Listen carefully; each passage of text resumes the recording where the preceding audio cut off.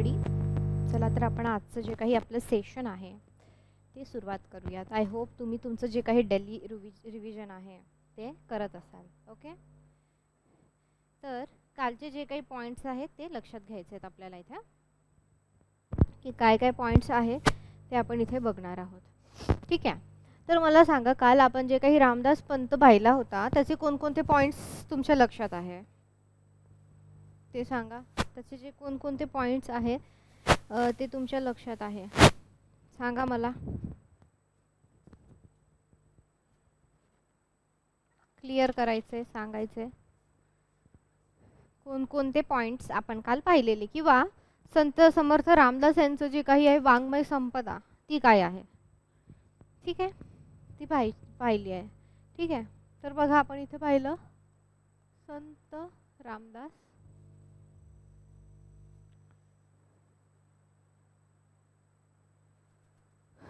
बघा संत रामदास त्यांची जेव्हा आपण आरती पाहिल्या त्यांनी बऱ्याच आरत्या लिहिलेल्या आहे. आपल्याला माहिती आहे की आपण जी म्हणतो गणपतीच्या वेळी सुख हरता दुःख हरता वार्ता विघ्नाची असेल, गणपतीची आरती असेल किंवा इतर ज्या काही काल आपण पाहिलेल्या आरत्या आहेत, तर ते जी काही आहे ती समर्थ रामदास यांची रचना आहे. ती कोणाची रचना आहे? समर्थ रामदास यांची ती रचना आहे. ठीक आहे, त्यानंतर कोणती आरती तुम्हाला आठवते? त्याचबरोबर कोणती आरती तुम्हाला इथे आठवते? तर हे फक्त लक्षात राहण्यासाठी दुर्गे दुर्घट भारी जी काही आहे, दुर्गे दुर्घट भारी, त्यानंतर सुख हरता दुःख हरता आपण म्हणतो, हे लहानपणापासून म्हणत आलेले आहे आपण प्रार्थना आरत्या, पण आपल्याला काय ते माहित नाही की कोणी लिहिलेलं आहे, काय लिहिलेलं आहे, म्हणून आपल्याला ते माहित नाही. तर हे लिहिणारे कोण आहे? समर्थ रामदास. ठीक आहे, हे आपल्याला लक्षात ठेवायचं आहे. तर त्यांचे काय काय वाङ्मय निर्मिती आहे बघा. आता जे काही पेपर सेटर आहे, तर सगळ्यात जर मला कोणी महत्त्वाचं जर आपल्याला विचारलं असेल तर ते महत्त्वाचं आहे की त्यांचं वाङ्मय, त्या वाङ्मयामध्ये त्यांनी काय काय लिहिलेलं आहे ते महत्त्वाचं आहे आपल्याला. ठीक आहे, तर बघा आपल्याला हे रामदास म्हटलं की दासबोध आठवतोच. ठीक आहे, पण आता जे काही वाङ्मय लिहितो आता ते अपडेटेड कसे प्रश्न विचारायला लागले आहे की बाबा आम्हाला तुम्ही हे सांगा, काय कालानुक्रमे ते सांगा. मग कालानुक्रमे लिहिता आला पाहिजे. कालानुक्रमे म्हणजे काय की आधी काय लिहिलं नंतर काय लिहिलं, म्हणजे त्याचं जे काही आधी कोणतं नंतर कोणतं ह्याप्रमाणे ते अगदी आहे ते. ठीक आहे, समजलं? तर बघा आता करुणाष्टके जे काही आहे पहिल्यांदा त्यांनी लिहिलेलं, आपण एक छोटीशी रिव्हिजन घेऊया. तिथे करुणाष्टके लिहिलं त्यांनी, त्यानंतर काय लिहिलेलं आहे? करुणाष्टके लिहिले, त्यानंतर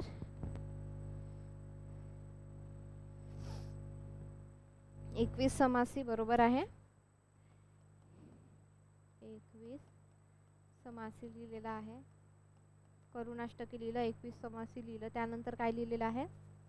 रामायणे, म्हणजे आपण काळानुसार बघतोय, रामायणे. त्यानंतर काय लिहिलेलं आहे? रामायणे आहे. अजून काय आहे लिहिलेलं? विशाल राठोड. तर तुम्हाला लेक्चर कसं वाटतंय? समजतंय का? लेक्चर कसं वाटतंय तुम्हाला चॅट बॉक्समध्ये सांगायचं आहे. समजतंय का सगळं लेक्चर व्यवस्थित पद्धतीने? आवाज जास्त होतोय, शिकवणं स्लो होतंय, फास्ट होतंय, ते तुम्ही चॅट बॉक्समध्ये सांगत जा, म्हणजे मला कळतं. प्रगती मांढारे, तर चॅट बॉक्समध्ये सांगा की लेक्चर समजतंय का, कसं वाटतंय लेक्चर तुम्हाला. ठीक आहे, चॅट बॉक्समध्ये सांगायचं आहे की स्पीड मॅडम जास्त होतोय, कमी होतोय, आवाज ऐकू येतोय, नाही येतोय, ब्लॅकबोर्ड दिसतंय, नाही दिसत, हे सगळं सांगायचं आहे. ओके, प्रगती मांढेरे, लेक्चर समजतंय? लेक्चर कसं वाटतंय तुम्हाला? चॅट बॉक्समध्ये सांगा. ओके, तर तुम्हाला काही वाटलं आवाज कमी जास्त होतोय किंवा स्पीड होतोय तर ते तुम्ही चॅट बॉक्समध्ये सांगत जा, कारण इथेच चॅट बॉक्स लगेच दिसतो. ठीक आहे,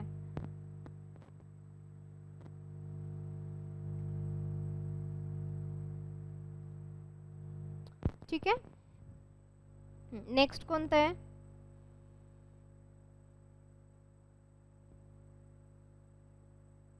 सांगा.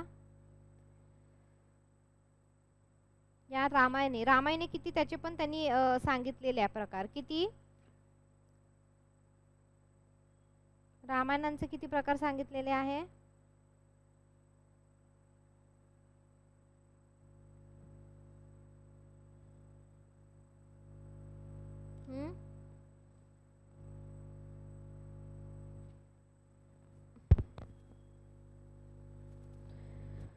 रामायणाचे प्रकार.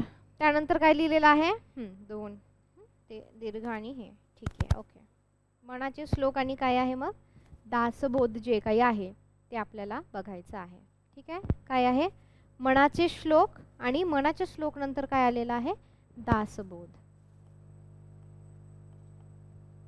मनाचे श्लोक आणि दासबोध. हे नाही का, काही पण तुम्ही अभ्यास करताना साहित्यकृती कालानुक्रमे थोडं बघत जा की आधी काय लिहिलेलं आहे, नंतर काय लिहिलेलं आहे. ठीक आहे. ठीक आहे, ओके. मॅम नोट्सचे PDF असतील तर सर करा. बघा आता कसं आहे की आपण जे काही आहे काय म्हणू शकतो आपण त्याला, आपले जे हे आहेत बऱ्यापैकी हेच करतो, म्हणजे क्लासमध्येच लिहून देतो आणि त्या व्यतिरिक्त तुम्हाला काही डाऊट असेल किंवा मग मी एक हे बनवणार आहे ती तुम्हाला मी शेअर करेल. ठीक आहे. मग त्याच्यासाठी तुम्ही काय करा की हा जो काही आहे नंबर घेऊन घ्या माझा, पण तुम्हाला काही त्याच्यावर शंका असले काय असले तरी तुम्ही हे करू शकता. ठीक आहे. 9130996429. ठीक आहे. त्रिवेणी म्हणून तुम्ही माझं नाव सेव्ह करू शकता. ठीक आहे. तुम्हाला काय वाटलं परीक्षा याच्या संदर्भात वगैरे तर तुम्ही मला हे करू शकता. ठीक आहे. त्यावर तुम्ही मला विचारू शकता.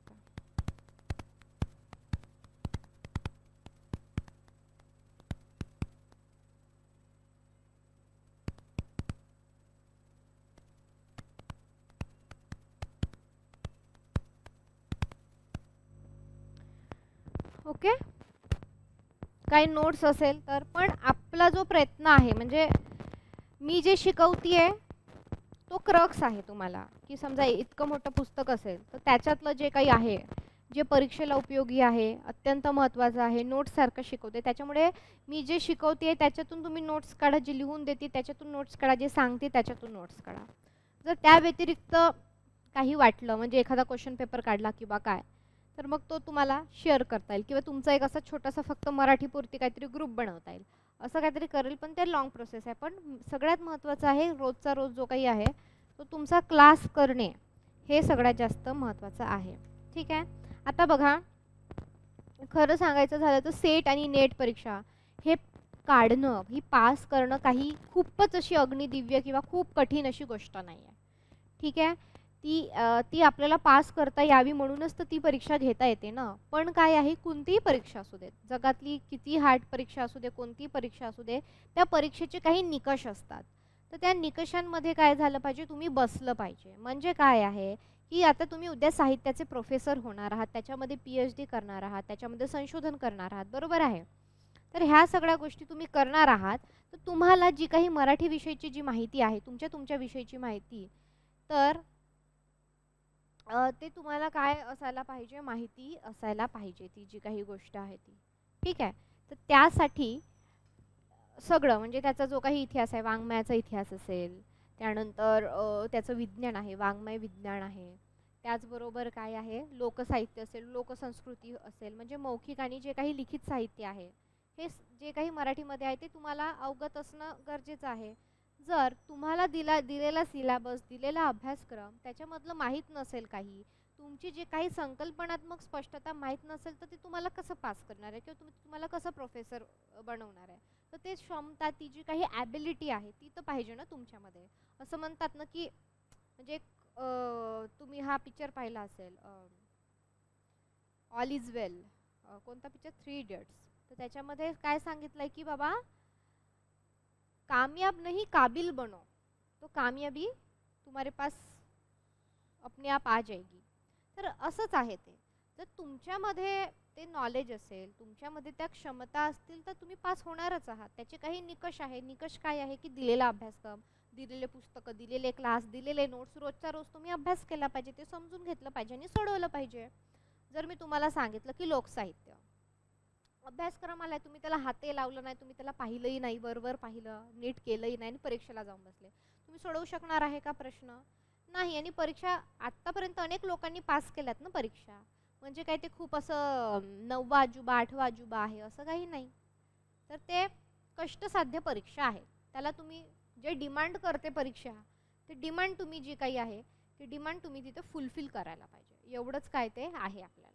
कळतंय तुम्हाला इथे? तर बघा, याच्यामध्ये इंटरेस्ट आहे तर तुम्ही जे पण काही साहित्यकृती कराल लेखकांची, तर ती अशा पद्धतीने कराल की ते कालानुक्रमे जे काही आहे ती तुम्हाला आली पाहिजे. ती कशी आली पाहिजे? कालानुक्रमे आली पाहिजे तुम्हाला ती. ठीक आहे.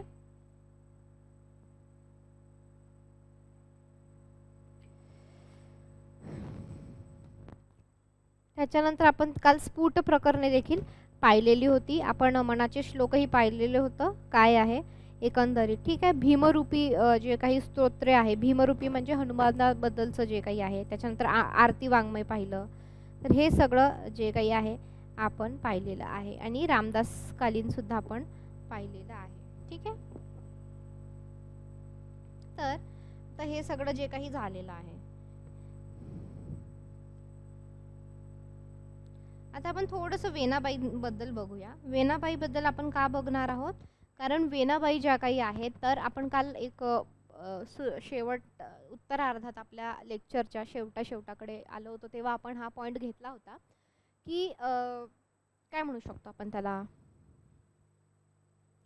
जे समकालीन होते तर त्यांच्याविषयी आपण काल माहिती घेत होतो. बरोबर आहे. जे समकालीन होते आपण त्याविषयी जी काही आहे ती माहिती आपण घेत होतो.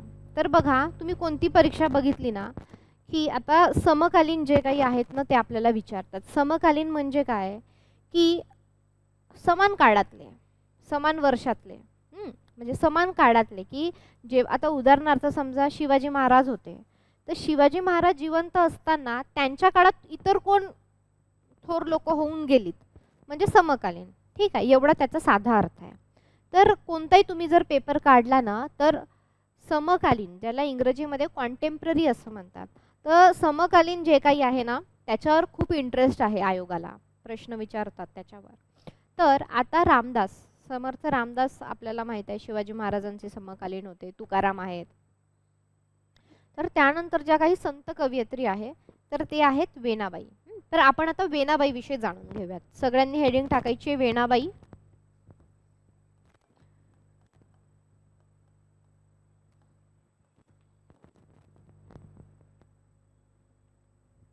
संत वेणाबाई किंवा वेणाबाई टाकलं तरी चालतं, म्हणजे संत या कवयित्री होत्या.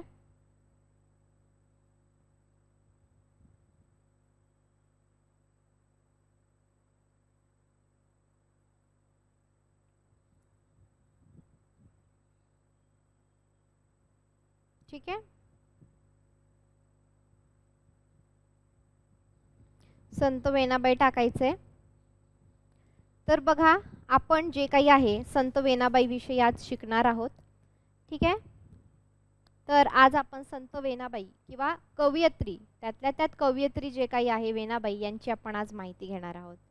तर वेणाबाई ही रामदास कालीन कवयित्री होती, म्हणजे रामदास, समर्थ रामदास, संत रामदास यांची जी काही समकालीन आहे तर तशी एक कवयित्री होती. आता त्यांचा जो काही जन्म आहे आपल्याला विचारत नाही, पण एक माहितीसाठी म्हणून 1627 मध्ये त्यांचा जन्म झालेला आहे. 1627 मध्ये त्यांचा जो काही आहे तो जन्म झालेला आहे. तर आता बालपणीच वैधव्य प्राप्त झाले त्यांना. वैधव्य म्हणजे त्या काय झाल्या की बालपणी विधवा झाल्या. आणि आपल्याला माहीत होतं की आधी काय व्हायचं की बालविवाह व्हायचे, खूप कमी वयामध्ये जे काही आहे ते लग्न व्हायचे किंवा जरट विवाह व्हायचा. जरट विवाह म्हणजे काय? जरट विवाह म्हणजे नवरा किंवा नवरी यांच्यामध्ये खूप अंतराचं 20, 30, 40, 50 इतक्या अंतराचं जे काही आहे, म्हणजे 30, 40 वर्षाचं जे काही फरक किंवा डिफरन्स आपण ज्याला म्हणतो ते याच्यामध्ये आपल्याला दिसून येतं. ठीक आहे. तर ह्या पद्धतीने आपल्याला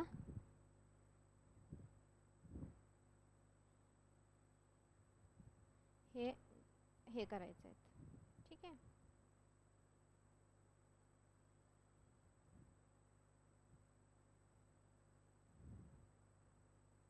तर मग काय झालं की बालपणीच विधवा झाल्या त्या आणि त्या वैध म्हणजे ते विधवा झाल्या आणि ते जे आहे काही दुःख ते विसरण्यासाठी ती रामभक्तीकडे वळली. म्हणजेच काय, वैधव्याचे दुःख विसरण्यासाठी वेणाबाई ज्या काही आहे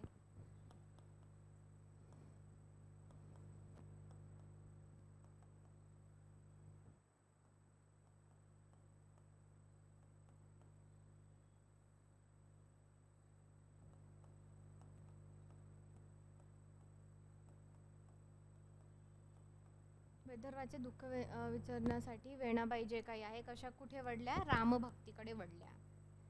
ठीक आहे. ओके. हे आपल्याला समकालीन म्हणून तुम्ही लिहून ठेवा, रामदास यांच्या समकालीन. ठीक आहे. रामदास यांच्या समकालीन तुम्ही लिहून ठेवायचं. ठीक आहे. लिहून घ्या.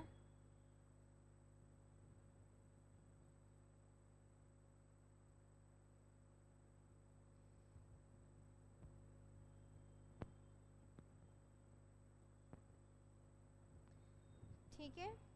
त्यानंतर बघा आता मग ते काय की भिक्षेसाठी हिंडत रामदास स्वामी वेणाबाईच्या घरापुढे आले. म्हणजे ते आपल्याला माहिती आहे की ते भिक्षा त्यांच्या शिष्यांना पण त्यांनी सांगितलं की जेव्हा तुम्ही भिक्षा मागायला जाल तेव्हा काय करायचं आहे, एक श्लोक म्हणायचा आहे. म्हणजे काय की तो जो काही एक विचार आहे तो विचार कुठपर्यंत जाईल, एका लोकांपर्यंत जाईल तो विचार. तो विचार काय होणार, त्या लोकांपर्यंत जाईल असं त्यांचं म्हणणं होतं. तर वेणाबाईच्या घरापुढे आले आणि मुखी राम त्या काम बांधू शकेना हा श्लोक जे काही आहे तर त्यांनी ते म्हटलं. ही वेणाबाई आणि त्यांची जी काही होती ती पहिलीच भेट होती. ठीक आहे. तर त्यानंतर काही वर्षांनी त्यांचे शिष्यत्व त्यांनी पत्करले. म्हणजे जेव्हा यांना माहीत झालं की रामदास स्वामी आहेत, रामभक्ती आणि ह्या सगळ्या गोष्टी त्यांचा पंथ जो काही आहे तो माहीत झाल्यानंतर मग वेणाबाईंनी काय केलं की मग त्यांना जॉईन झालं, त्यांच्या पंथाला जे काही आहे त्यांनी जॉईन केलेलं आहे. यामुळे आपटेष्टांनी त्यांच्यावर विषप्रयोग केला. म्हणजे आता शिष्य झाल्यात त्या आणि बाबा एका शिष्यानी म्हणजे एका स्त्रीने जी काही विधवा झालेली आहे, ठीक आहे, जी एक स्त्री विधवा झालेली आहे आणि म्हणजे त्या काळातील वेगवेगळे समज असेल तर याच्यातली एक शक्यता असू शकते की रामदासांचे एका पुरुषांचे जर शिष्यत्व पत्करले तर म्हणून काय केलेलं, त्यांच्यावर विषप्रयोग त्यांनी केलेला. त्यांनी विष प्रयोग केला पण रामदासांच्या दर्शनामुळे त्यांचे विष उतरले अशी एक आख्यायिका आहे.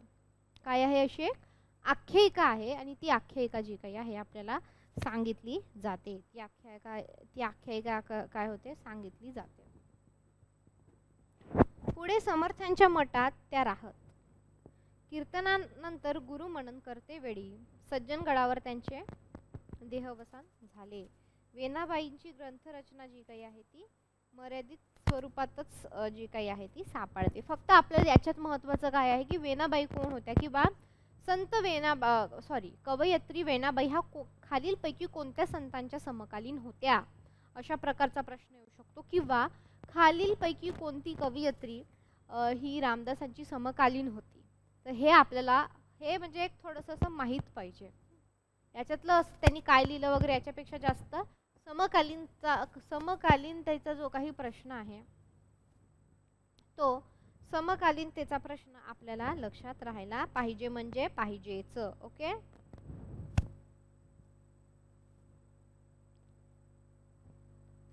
ठीक आहे.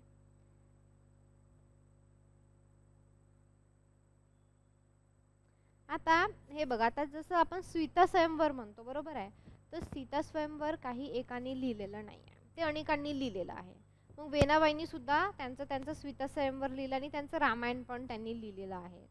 ठीक आहे. मग वेणाबाईंची आपण एक साहित्यकृती त्यांनी फार कमी प्रमाणात लिहिलं, मर्यादित स्वरूपाचं जे काही आहे ते त्यांनी लिहिलेलं आहे. ठीक आहे. तर आपण आता वेणाबाईंचं साहित्यकृती बघू, त्यांनी काय लिहिलेलं आहे. आणि हे सीता स्वयंवर बऱ्याच जणांनी लिहिलं आहे, फक्त आपल्याला माहित पाहिजे ते कोणी कोणी लिहिलेलं आहे. ठीक आहे. यांनी काय लिहिलेलं आहे, सीता स्वयंवर, आणि दुसरं काय, रामायण. रामायण सुद्धा लिहिलेलं आहे. आपण त्यांनी बघू ते कशा पद्धतीचं काय आहे, किती आहे.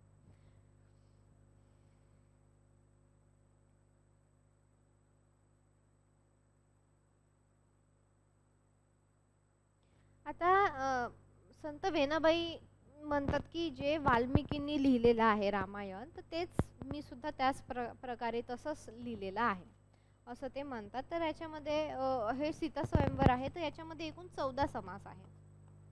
14 समास जे काही आहेत ते आहेत, आणि एकूण जी काही ओबी संख्या आहे ती 1546 आहे. 1546.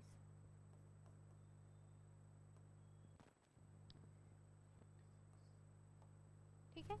हे आहे ओबी संख्या. काल आपण ओबी शत हे बघितलं होतं.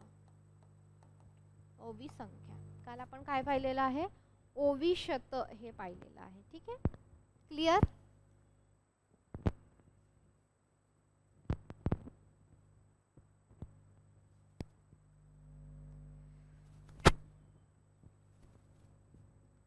काल आपण काय पाहिलं, ओबी शत. हे लिहून घ्या सगळ्यांनी.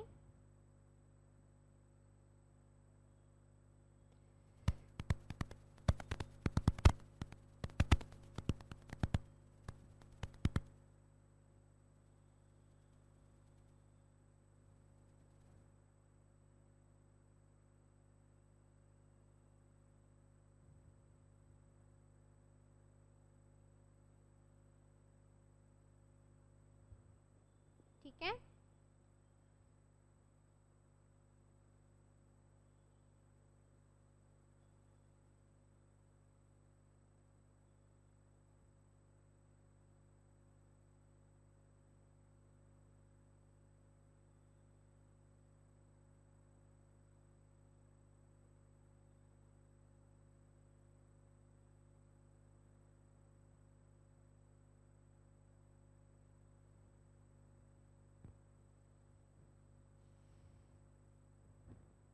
बघा आता आपण जे वेणाबाईंनी सीता स्वयंवर लिहिलेलं आहे ते पाहणार आहोत. ओके. आपण बघूयात त्या सगळ्या गोष्टी. ठीक आहे. तर बघा,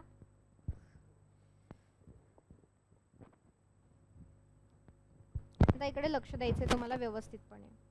आता बघा की आता हा रामदास संप्रदाय, आपल्याला माहिती आहे की रामदास जो काही संप्रदाय आहे, तर ह्या संप्रदायाला वेगवेगळ्या नावांनी जे काही आहे ते संबोधलं जातं.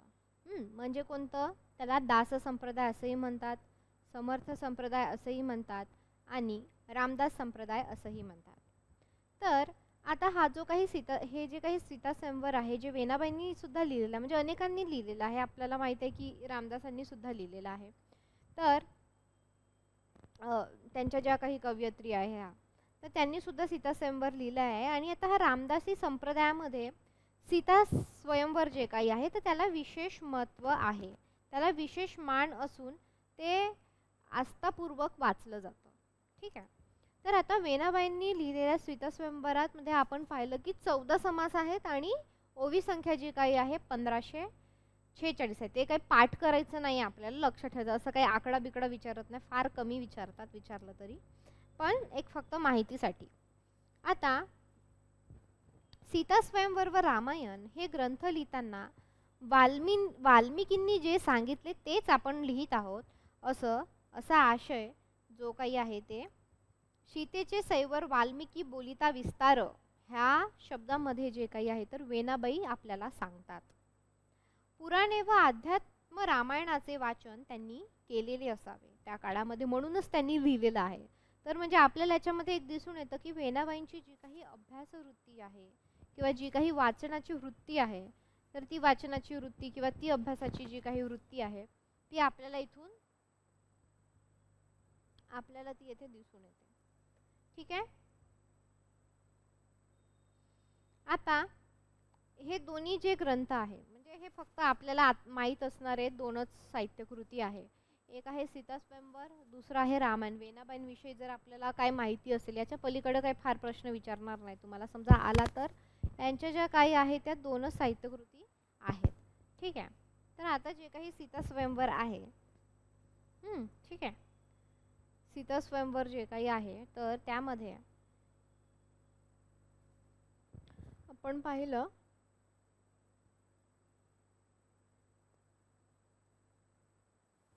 तर काय, तर ह्या दोन्ही ग्रंथांमध्ये प्रारंभी गणपती, शारदा हे एका देवीचं नाव आहे, सद्गुरू असतील, कुलदैवत श्रीराम यांना त्यांनी वंदन केलेले आहे. ते काय म्हणतात रामाविषयी की राम गुणाचा सागरू, म्हणजेच काय, राम हा गुणाचा सागर आहे, राम सुधाचा सुख करू, राम भक्ताचे माहेर, राम विसावा जनाचा, असे आदर भक्तिपूर्वक वर्णन त्या करतात.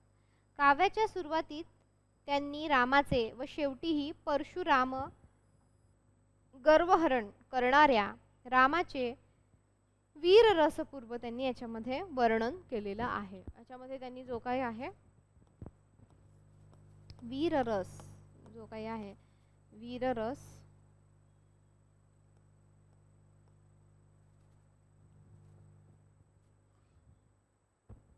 वीररस त्यांनी वापरलेला आहे.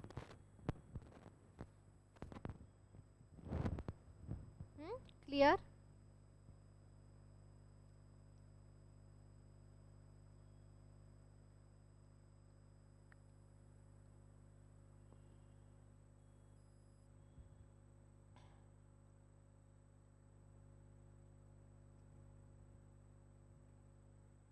क्लिअर झाले परंतु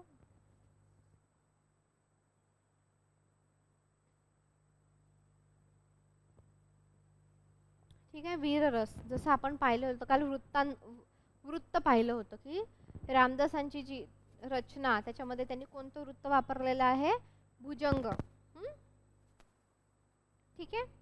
आता बघा, काव्याच्या सुरुवातीला आपण पाहिलं की त्यांनी सुरुवातीला राम आणि शेवटचं ही जे काही राम हे खूप अत्यंत वीररसपूर्ण त्यांनी जे काही आहे आपल्याला त्यांनी वर्णन केलेलं आहे. राम आणि सीता यांचा जो काही विवाह आहे तर हा परब्रह्माचा विवाह आहे असं त्यांनी म्हटलेलं आहे. Okay, offline students, online students. Okay, तर हा जो काही विवाह आहे तर हा विवाहाचा प्रकार कसा आहे की बा ब्रह्माचा जे काही आहे विवाह आहे असं त्यांनी म्हटलेलं आहे, असं वेणाबाई म्हणतात.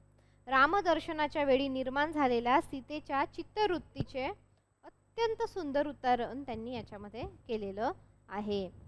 असे राम सीता मिलनाचे वर्णन सुद्धा ते करतात. ते कशा प्रकारे करतात आपण पाहूयात. सखिया हासती कौतुके, पूजा फळ लाधले निके, सुंदर रामा सारिखे अक्षर वर जानकी. विवाहातील वराढी, मिरवणूक, जेवणावळ यांचे जे काही आहे सुंदर वर्णन जे काही आहे वेणाबाईंनी याच्यामध्ये केलेले आपल्याला दिसते. ठीक आहे. ओके, ते वर्णन आपल्याला याच्यामध्ये दिसतंय.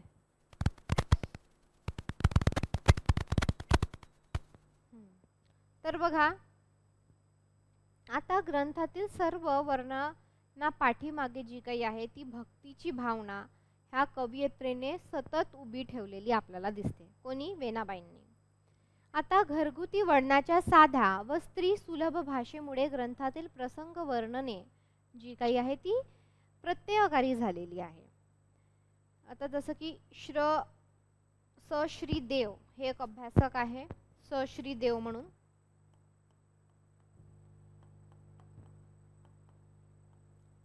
ठीक आहे, स श्री देव म्हणून एक अभ्यासक आहे. तर हे जे काही अभ्यासक आहे तर ह्या अभ्यासकांच्या मते काय आहे की ते काय म्हणतात, सीतेचे स्वयंवर वेणाबाईंच्या पूर्वी व नंतर पुष्कळांनी वर्णिले आहे, लिहिलेलं आहे. ठीक आहे, पण वेणाबाईंच्या ग्रंथाची योग्यता काहीतरी निराळी आहे, म्हणजे त्याच्यामध्ये एक निराळेपण आहे. ठीक आहे. स्वयंवरासारख्या प्रसंगाची आवड स्वभावतः स्त्रियांना असायची आणि म्हणून त्या लेखणीतून तो प्रसंग जशाचा तसा उतरेल व इतरांनाही उतरणार नाही असं ते याच्यातून आपल्याला म्हणतात. आता आता वेणाबाईंच्या स्वयंवरात प्रत्येक लहान मोठ्या प्रसंगाचे जसे यथासांग वर्णन आहे तसे दुसऱ्याच म्हणजे असं काही मी कुठं पाहिलेलं नाही. इतकं सुंदर ते जे काही आहे सीता स्वयंवर आणि ते जे वर्णन आहे ते त्यांनी तिथे उतरवलेलं आहे. असं कोण म्हणतात? कोण म्हणतात असं?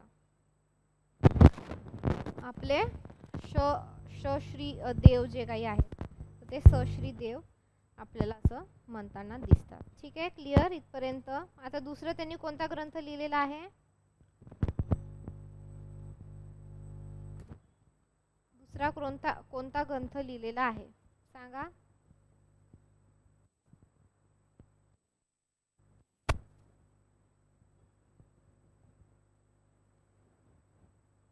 रामायण. ठीक आहे. आता हा जो काही रामायण नावाचा ग्रंथ, रामायण अनेकांनी लिहिले आपल्याला माहित आहे. रामदासांनी लिहिले, वाल्मिकींनी लिहिले, त्याच्यानंतर मग ते अनेकांनी त्यांच्या त्यांच्या पद्धतीनुसार त्यांच्या त्यांच्या शैलीनुसार जे काही आहे ते लिहिलेलं आहे. आता हा जो काही ग्रंथ आहे वेणाबाईंनी सुंदरकांडपर्यंतच लिहिलेला दिसतो. आदी, अयोध्या, अरण्य जे काही आहे व सुंदर इतके कांडे याच्यामध्ये आहेत. तर ह्यानंतरचा जो काही उर्वरित कथाभाग आहे तर यांनी जो काही आहे त्यांचे जे काही 8 श्लोक आहेत तर त्या 8 श्लोकांमध्ये त्यांनी सांगितलेला आपल्याला दिसतो. आता ग्रंथातील एकूण श्लोक संख्या जर आपण पाहिली तर ती आहे 1000, याच्यात पण तेवढीच आहे, 1546 जी काही आहे ती आहे, यात पण तेवढीच आहे जवळपास. तर आता ह्या रामायणामध्ये थोड्या जागेत सर्व कथानक त्यांनी लिहिलेलं आहे एकंदरीत. तर श्रीरामाला प्रत्येक ठिकाणी अवतार धारणाची जी काही आठवण म्हणजे एक अवतार असल्याचं ते आपण जेव्हा वाचतो तेव्हा ते दिसते. तर अशा प्रकारे जे काही आहे त्यांची ही जी काही रचना आहे तर ती रचना आपण याच्यामध्ये पाहतोय. ठीक आहे. आता बघा, आता आपण हे जे सगळं काही वाचलं तर ह्या पुस्तकाचे काही संदर्भ आहेत. आपल्याला बऱ्याचदा असे संदर्भाचे नावं येतात आणि त्यांच्या जोड्याजुळवामध्ये आपल्याला जी काही प्रश्न आहेत ती बऱ्याचदा आपल्याला विचारली जातात. आता ती कोणती पुस्तके आहे ती तुम्हाला पाठच पाहिजे. ठीक आहे. संत रामदासांबद्दल जे काही आहे. ठीक आहे. तर बघा, श्री समर्थ रामदास असं नावाचं पुस्तक आहे. श्री समर्थ रामदास, श्री समर्थ नावाचं पुस्तक आहे आणि ते लिहिलं आहे नर फाटक यांनी. नर फाटक मराठीतले साहित्यिक आहे प्रसिद्ध. त्याच्यावर बरेच आपल्याला प्रश्न विचारलेले आहे. नर फाटकांनी काय काय केलंय आपण त्याचं थोडंसं बघूयात आज. त्यानंतर काय आहे की समर्थ रामदास एक अभ्यास नावाचं पुस्तक आहे पहिलं हे. त्याच्यानंतर समर्थ रामदास, हे फक्त नाव, हे पाठ पाहिजे आपल्याला, हे आपल्याला परीक्षेला विचारले, खूप इंटरेस्ट आहे अशा प्रकारचे प्रश्न सारखे आपल्याला बघायला मिळतात. समर्थ रामदास एक अभ्यास.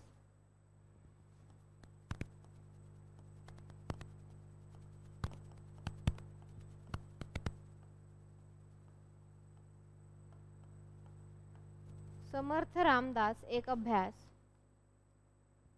काय? यदीप पेंढारकर.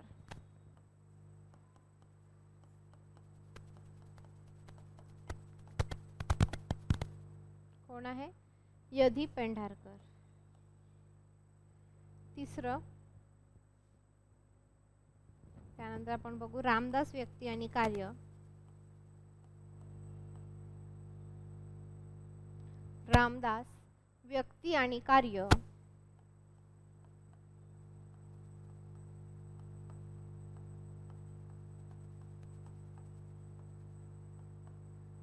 हे सुद्धा कोणी लिहिले? नर फाटक. हे नाव जे काही आहे ना हे खूप इंटरेस्ट आहे याच्यामध्ये. ठीक आहे. हे नाव आहे म्हणजे पाठच पाहिजे आपल्याला. ठीक आहे. सगळ्यांनी व्यवस्थित लिहून घ्या. ठीक आहे. हे संदर्भ अतिशय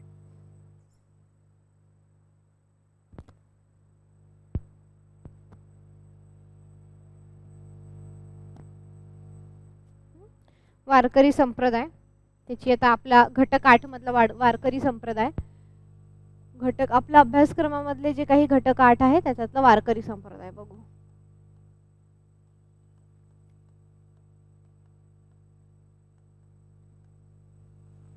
ठीक आहे.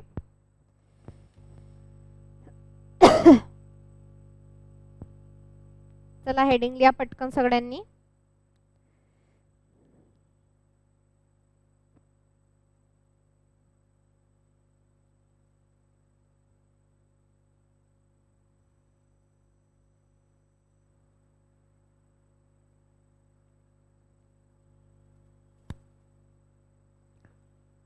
वारकरी संप्रदायाबद्दल तुम्ही काय काय ऐकलंय आतापर्यंत? त्याच्याबद्दल काय माहित आहे तुम्हाला? वारकरी संप्रदायाबद्दल सांगा चला.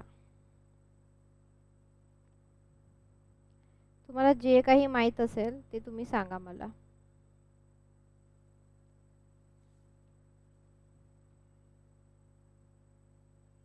वारकरी संप्रदायाबद्दल जे काही माहित असेल ते तुम्ही सांगायचे. काय माहित आहे तुम्हाला?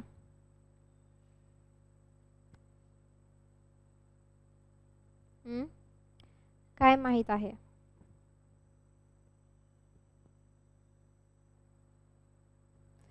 तर काही विद्यार्थी होते तर ते मला बुक लिस्ट मागत होते की मॅडम आम्हाला बुक लिस्ट पाहिजे, आम्हाला बुक लिस्ट द्या.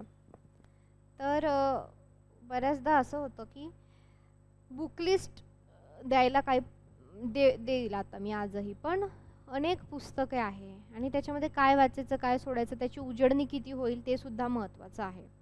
त्याच्यामुळे मी जे शिकवणार आहे ते सगळं अभ्यासक्रम आहे, सिलेबसमधला आहे. जर ते तुम्ही लेक्चर नीट केले, नोट्स जे लिहून दिले ते नीट रिवाइज केले तर ते खूप चांगलं आहे. कारण वाचताना सुद्धा काय धरायचं काय सोडायचं, कशावर किती प्रश्न आलेले आहेत हे, त्याच्यापेक्षा तुम्ही जे काही हे मागील वर्षीच्या ज्या काही प्रश्नपत्रिका आहेत ना, तर मागील वर्षीच्या प्रश्नपत्रिका तुम्ही जे काही आहे ते व्यवस्थित तुम्ही करायला पाहिजे. जसं आता आपण पाहिले तर त्याच्यामध्ये काय काय शक्यता आहे प्रश्न येण्याची हे सुद्धा आपण त्याच्यामध्ये पाहिलेलं आहे. ठीक आहे की नाही? तर त्याच्यामुळं हे सुद्धा आपल्याला माहीत पाहिजे. ठीक आहे.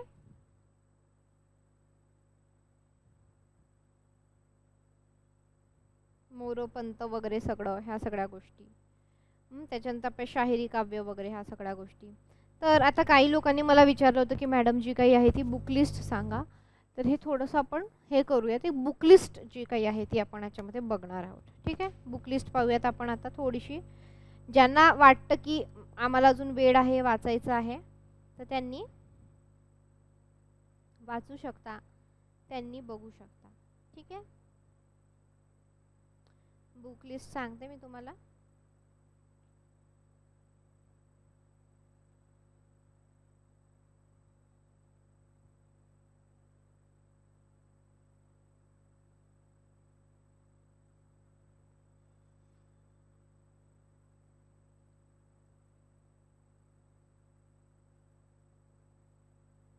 ओके. तर बघा लिहून घ्यायचं आहे. तर बघा आता जे काही भाषा विज्ञान आहे, भाषा विज्ञान, तर त्यासाठी मिलिंद मालशे यांचं पुस्तक आहे बघा, जे तुम्हाला बऱ्याच लोकांना MA ला सुद्धा अभ्यासाला होता. तर बरेच पुस्तकं तुम्हाला असेच दिसणार, म्हणजे तुम्हाला MA ला BA ला असणारे पुस्तक. त्यानंतर आहे वर्णात्मक जे काही भाषा विज्ञान आहे,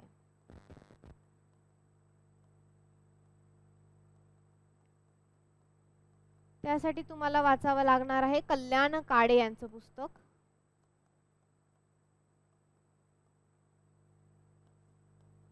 त्यानंतर व्याकरणासाठी तर सगळ्यांनाच माहित आहे कोणतं वापरायचं, ते मोरा वाळंबे यांचं आहे.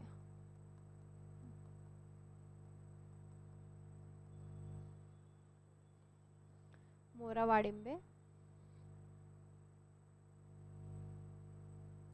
तर हे जे काही भाषाविष्कार आहे, भाषाविष्कार, ते YCMच्या नोट्स असतात बघा. YCMOU म्हणजे काय? यशवंतराव चव्हाण महाराष्ट्र ओपन युनिव्हर्सिटी जे काही आहे तर त्याच्या नोट्स असतील, आणि तुमच्यापैकी काही जणांचं त्याच्यामध्ये ग्रॅज्युएशन सुद्धा झालेलं असेल तर ते तुम्ही वाचू शकता. ठीक आहे.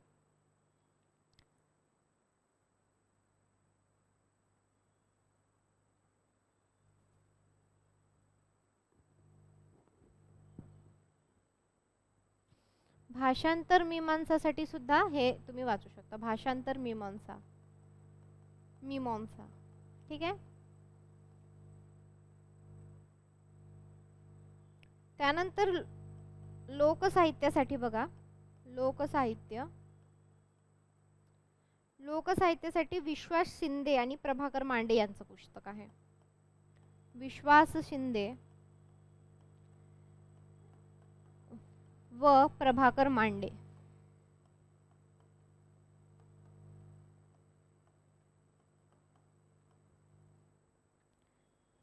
त्यानंतर दलित ग्रामीण जे काही साहित्य आहे,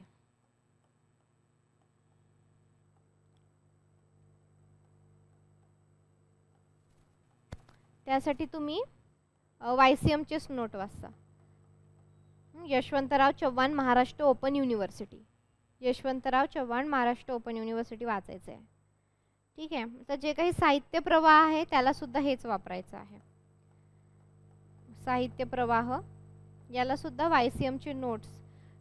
हे बघा, YCMचे जे काही नोट्स आहेत तर तुम्हाला सांगायचे की तुम्ही त्यांच्या वेबसाईटला गेल्या ना, YCM म्हणजे काय बघा. YCM आता बऱ्याच जणांना माहीत असेल नसेल, मी सांगते सगळ्यांना. तर YCM काय आहे की यशवंतराव चव्हाण महाराष्ट्र मुक्त विद्यापीठ. तर हे मुक्त विद्यापीठ आहे आपल्या महाराष्ट्रासाठी. आणि एक इग्नू पण आहे, ते दिल्लीला स्थित आहे. आणि महाराष्ट्रामध्ये आपलं YCM आहे. तर ज्यांना रेग्युलर कॉलेज करता येत नाही, फक्त पेपरला जाणे येणे आणि त्यांची डिग्री कंप्लीट करणे, त्यांची पदवी पूर्ण करणे, अभ्यास पूर्ण करणे, तर ते आहे ओपन युनि म्हणजे यशवंतराव चव्हाण महाराष्ट्र मुक्त विद्यापीठ. की ज्यांना शिकता येत नाही, ज्यांना शिकता येत नाही म्हणण्यापेक्षा की रोज जे काही आहे, कॉलेजला जाता येत नाही, लेक्चर्स करता येत नाही, तर त्यांच्यासाठी दर रविवारी क्लास असतात आणि एक्झाम पण असते.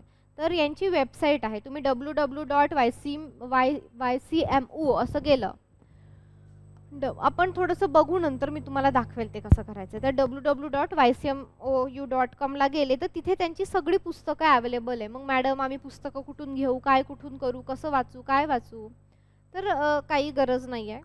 त्याच्या वेबसाईटला जा, पुस्तक डाउनलोड करा. तुमच्याकडे काय मोबाईल असेल, कोणाकडे टॅबलेट असतील, कोणाकडे लॅपटॉप असेल, तर यातून तुम्ही काय करायचं आहे की जी काही पुस्तके आहेत तर ती पुस्तकं तुम्हाला तिथे डाउनलोड करायची आहे. ती पुस्तकं तुम्हाला काय करायची, तिथे डाउनलोड करायची आहे आणि वाचू शकता. म्हणजे ज्यांना आपण हे सगळं क्लासमध्ये घेणारच आहोत, पण तुम्हाला असं वाटत असेल की आता मॅडम तुम्ही शिकवून झालं, आम्ही वाचून झालं, आम्ही याच्या व्यतिरिक्त काय वाचावं वगैरे, तर तुम्ही वाचू शकता ही पुस्तकं. तुम्हाला जे जे वाटतील ती पुस्तकं जी काही आहे तुम्ही इथे वाचू शकता अर्थातच. ठीक आहे.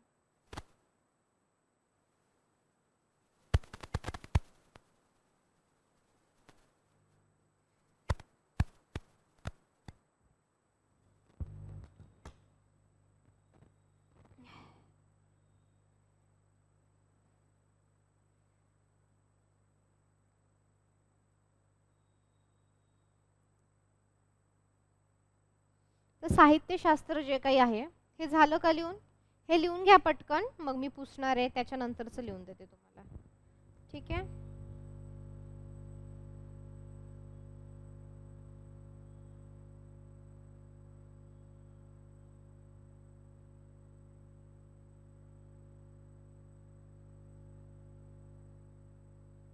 लिहून घ्या पटकन.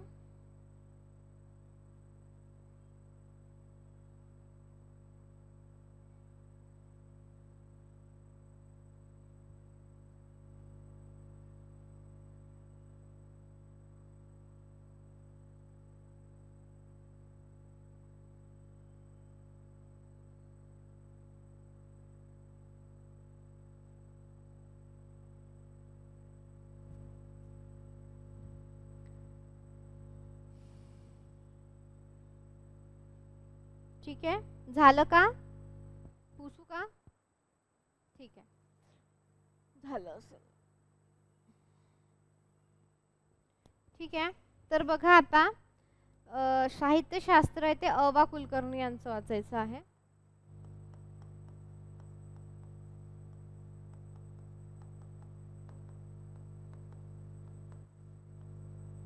अवा कुलकर्णी यांचं वाचायचंय तुम्हाला. अवा कुलकर्णी.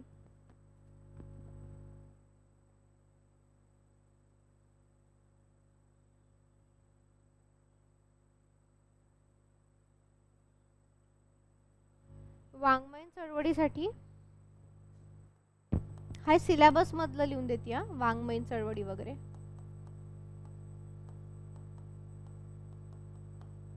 वाङ्मयीन चळवळी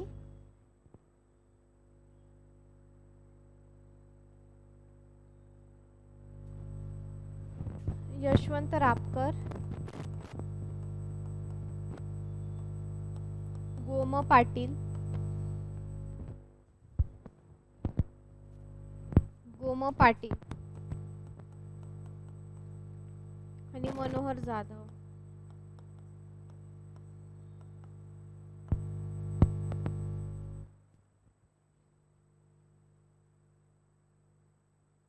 लिहून घ्या.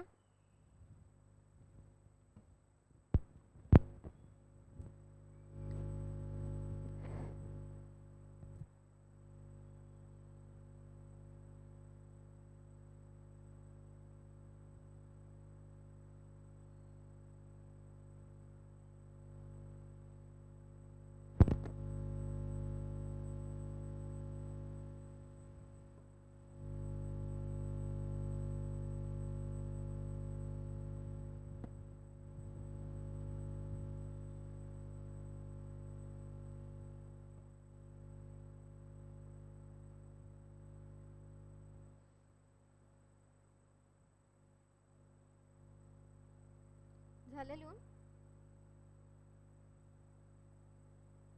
ठीक. तर आता बघा, हे जे काही बाकीच्या साहित्य कृती आहेत तुम्हाला दिलेल्या आहेत की जेव्हा मी जात चोरली होती, त्यानंतर काय म्हणू शकतो आपण, बाकीच्या कोण म्हणतं टक्का दिलाय, आयदान असेल, उर्मिला पवार यांचं, तर ते ती जी काही साहित्य कृती आहे तर ती तुम्हाला स्वतः वाचायची आहे. ठीक आहे. म्हणजे हे आपण इथेही घेणार आहोत साहित्यकृती, पण ज्यांना कोणाला वाचायची असेल तर हे वाचायची. आता तुम्ही सगळे म्हणाल मॅडम इतकी सारी पुस्तकं वगैरे सगळं, तर बघा ज्याला वाचायची त्यांनी वाचू शकता, नाहीतर आपल्या लेक्चरमध्ये तर आहेच ह्या सगळ्या गोष्टी. त्या व्यतिरिक्त एक पुस्तक आहे बघा, मराठी सेटनेट मराठी म्हणून, निराली पब्लिकेशनचं. सेटनेट मराठी म्हणून एक निराली पब्लिकेशनचं पुस्तक आहे, लिहून घ्या. ते त्याच्यामध्ये सगळंच दिलंय मग, तर ते तुम्ही वाचू शकता.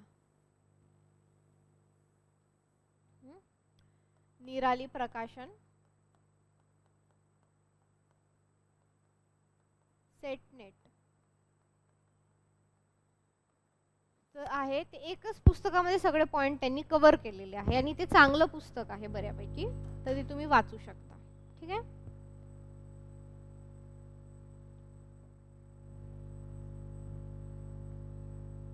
कोणाला काही डाऊट समजलं नाही असं? ठीक आहे.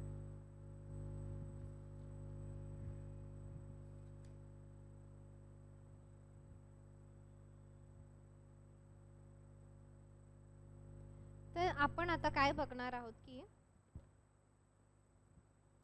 मुक्तेश्वर बद्दल बघूयात आपण. आता मुक्तेश्वर सुद्धा आपल्याला बरेचसे वारकरी आपण जरा नंतर घेऊ, ते होऊन जाईल आपल्या थोड्या वेळात, पण आपण आता थोडंसं आपल्याकडे आहे तर आपण एक मुक्तेश्वर हा जो काही एक छोटा टॉपिक आहे, अर्धा तासात होऊन जाईल आपला, त्याविषयी बघूया. मुक्तेश्वर एक महत्त्वाचे आहे, त्याच्यावर आर्टिकल आलं होतं पेपरमध्ये, ते सारखं पेपर चाडणं जे काही आहे ते तुम्हाला अत्यंत गरजेचं आहे. ठीक आहे. तर लिहून घ्या, कला कवी मुक्तेश्वर असं जे काही नाव आहे ते तुम्ही द्यायचं आहे.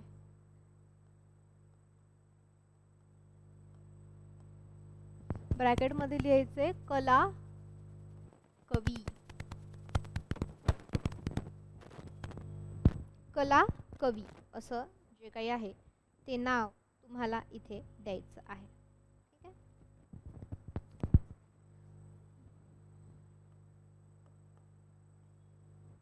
कला कवी.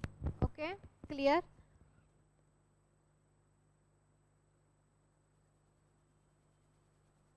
हो, निरारी प्रकाशनमध्ये त्यांनी सर्व घटक घेतलेले आहेत. म्हणजे तुम्हाला एका पुस्तकामध्ये सगळे घटक मिळतात आणि तुमचा अभ्यासही म्हणजे बऱ्यापैकी चांगलं पुस्तक आहे ते. तुम्ही ते सगळे पुस्तक घेण्यापेक्षा एकच पुस्तक आहे ते काहीतरी 300-400 रुपयाचं वगैरे असेल, 350 वगैरे काहीतरी, ते घ्या. त्याच्यामध्ये सगळे घटक दिलेले आहे, ते तुम्ही वाचा. ठीक आहे.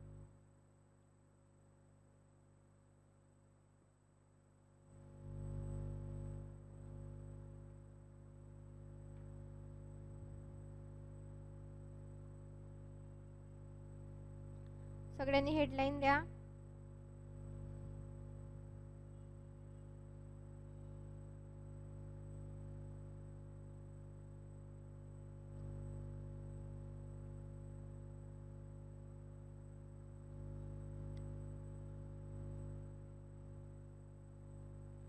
ठीक आहे. आता जेव्हा आपण मुक्तेश्वरांचं नाव घेतो तेव्हा मराठी साहित्यामध्ये मुक्तेश्वर जे काही आहे त्यांना अनन्यसाधारण असं महत्त्व आहे. अनन्यसाधारण असे महत्त्व आहे त्याच्यामध्ये. ठीक आहे.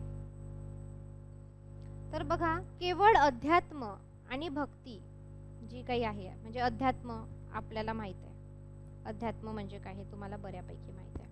तर केवळ अध्यात्म आणि भक्ती ह्या विषयांची आत्तापर्यंतची जी काही परंपरा बाजूला सारून महाभारताच्या निमित्ताने आपल्या कवितेतून भावभावनांचे जे काही चित्रण रसिकपणे करणारा पहिला कवी म्हणजे मुक्तेश्वर. म्हणजे काय?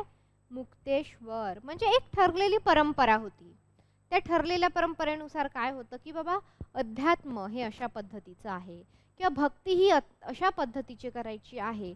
पण त्याच्यामध्ये काय त्यांनी त्यांच्या ह्या ज्या सगळ्या साहित्यामध्ये आहे कला पद्धतीने, भाव पद्धतीने काय केलेलं आहे ते सगळ्यांसमोर आणलेलं आहे, मांडलेलं आहे. म्हणजे काय आहे ते मनोरंजकरित्या जे काही आहे ते मांडलेलं आहे. त्याच्यामुळे त्याला काय म्हणायचं? कलाकवी. त्यामुळे त्यांचं जे काही महत्त्व आहे मराठी साहित्यामध्ये अनन्यसाधारण आहे. आणि कलेचा वापर करून साहित्य मांडणारे किंवा भक्ती अध्यात्म मांडणारे जे काही पहिले कवी होते ते कोण होते? कोण होते? मुक्तेश्वर होते. तुम्हाला समजते मुक्तेश्वर यांचं मराठी साहित्यातलं महत्त्व याच्यावरनं?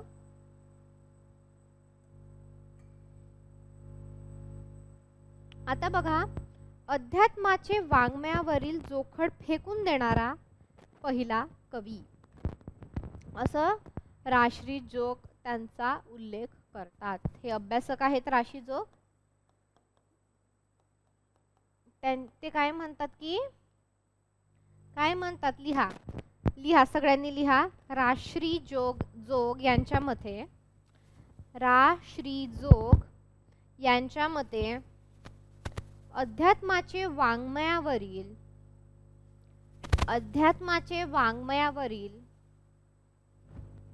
जोखड फेकून देणारा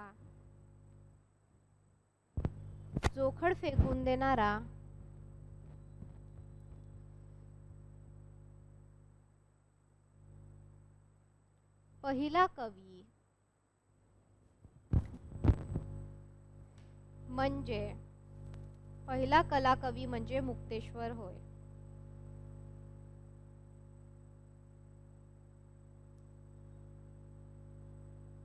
आता बघा, मुक्तेश्वर काय म्हणतात की व्यासांच्या ग्रंथातून सोने घेऊन मी त्याचे देशी भाषेत लेणे घडवले असे त्याने आपले महाभारताविषयी म्हटले आहे.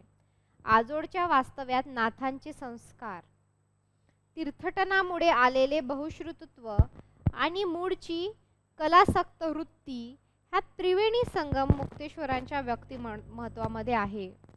म्हणजे आपण जेव्हा एखाद्या ठिकाणी फिरतो, तीर्थक्षेत्र करतो, तेव्हा आपल्याला बऱ्याच गोष्टी माहीत होतात. समजा आपण आता महाराष्ट्रात आहोत, तर तुम्ही समजा उद्या साऊथ इंडियन मध्ये गेला तर तिथे तुम्हाला दिसतं की तिथली जी काही संस्कृती म्हणजे खाण्याची संस्कृती, पेहराव, तिथलं वागणं, तिथलं वातावरण, सगळ्यात ज्या तिथली भाषा, तिथं काय काय वेगळे गोष्टी आहेत अजून. तर आपल्याला तिथं गेल्यामुळे माहीत पडतं, म्हणजे आपल्याला हे माहीत पडतं की बाबा आपली जी काही जीवन पद्धती आहे किंवा आपली जी काही संस्कृती आहे त्याच्यापेक्षाही वेगळी संस्कृती असू शकते.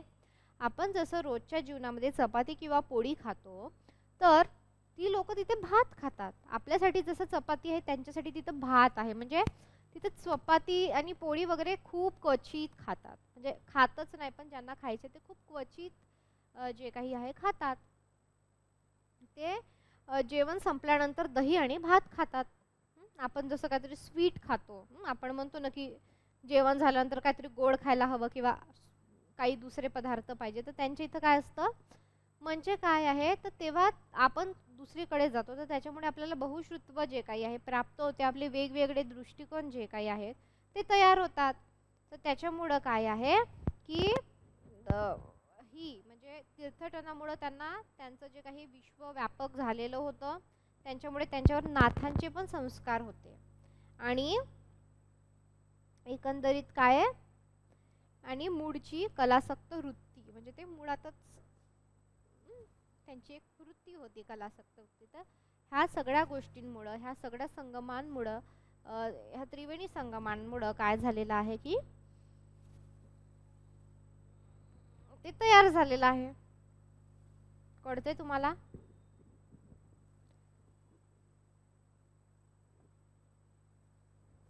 ओके. तर आपण आता बघूयात की त्यांनी काय काय लिहिलेलं आहे. आपण आता तुम्हाला काही आठवतं का मुक्तेश्वरांबद्दल? तुम्ही तुमच्या एम ए ला असताना, बी ए ला असताना काही ऐकलंय का? लक्षण, उत्तराखंड, रामायण, महाभारत असं त्यांनी लिहिलेलं आहे. ठीक आहे, आपण बघूया याच्यावर काय काय आहे ते. आपण याच्यामध्ये डिटेल आणि सविस्तर जे काही आहे ते बघणार आहोत. ठीक आहे, बघा. तर आपल्याला एक थोडासा बॅकग्राऊंड माहीत झाला. ठीक आहे, थोडासा जो काही बॅकग्राऊंड आहे आपल्याला इथे माहीत झालेला आहे. तर बघा, आता आपण पाहिलं की जे काही तीर्थ क्षेत्रामध्ये ते गेले होते किंवा काय त्यांची कलासक्त वृत्ती होती. तर बघा, आता त्यांचं जे व्यक्तिमत्व होतं ते संपन्न असं व्यक्तिमत्व होतं, आणि स्वकलाच्या स्वकाठाकाठाने कथाकानाला त्यांनी मुक्तपणे वाहत ठेवणारी त्यांची जी कविता आहे यातून ते जन्माला आली त्यांची कविता. आता कविता त्याच्या रक्तातच भिनली होती असं बाब पटवर्धन असं म्हणतात, की जी काही कविता आहे ही कविता त्यांच्या रक्तामध्ये भिनलेली आहे असं त्यांचं म्हणणं आहे. तर मग ते काय म्हणतात की इंग्लिशमध्ये त्यांनी एक वाक्य म्हटलंय त्यांच्याबद्दली. हे काय आपल्याला असं विचारणार नाही, फक्त ऐकून घ्या त्यांचं म्हणणं काय होतं. Poetry was in his blood. म्हणजे ते काय म्हणतात की म्हणजे जे बाबा पटवर्धन आहेत ते एक अभ्यासक होते. ठीक आहे, मग ते काय म्हणतात की poetry was in his blood, म्हणजे काय की कविता जी काही आहे किंवा काव्य जे काही आहे हे मुक्तेश्वरांच्या रक्तातच होतं. आपण म्हणतो ना ते तर त्याच्या रक्तातच आहे, अगदी तशाप्रमाणे. For he was grandson of Eknath. म्हणजे मुक्तेश्वर कोण होते? एकनाथांचे नातू होते.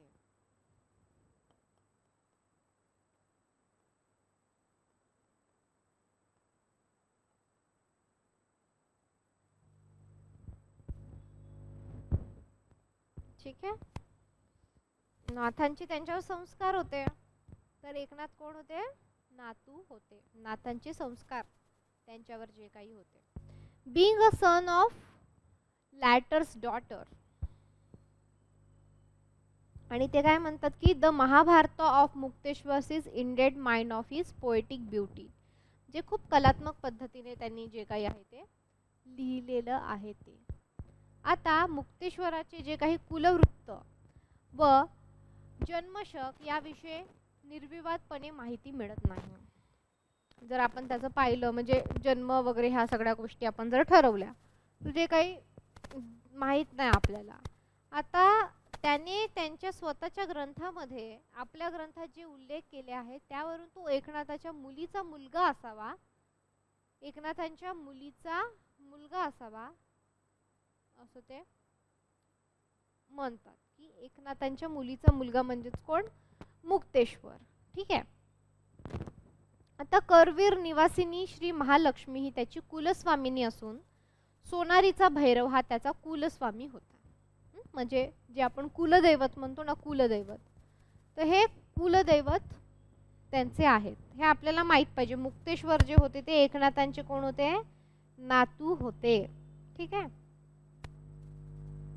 मुक्तेश्वर जे काही आहे ते एकनाथांचे नातू होते, हे आपल्याला माहित पाहिजे. अतिशय महत्त्वाचं आहे. आपल्याला प्रश्न येतो सारखे याच्यावर विचारले जातात. ठीक आहे. आता बघा, बालपणी बरेच दिवस ते पैठणास नाथांकडे होते. म्हणजे ते एकनाथाकडे लहानपणी राहायचे मस्तपैकी. आपण कसं आपल्या आजोडी जातो, आजी आजोबांकडे जायचो लहानपणी. आता कमी झालं असेल बऱ्याच जणांचं, पण आपण कसे जातो तेव्हा? जाता की नाही तुम्ही? तसे त्याने लिहिलेल्या महाभारतात आलेले डच, इंग्रजांचा उल्लेख, फ्रेंचचा अनुल्लेख, भाषेची एकनाथी वडण यावरून ते शिवपूर्वकालीन वाटतात. आता काही अभ्यासकांनी त्यांचा जन्मकाल सुद्धा दिलेला आहे, पण आपल्याला काही पेपरमध्ये फार जन्म मृत्यू वगैरे विचारत नाही.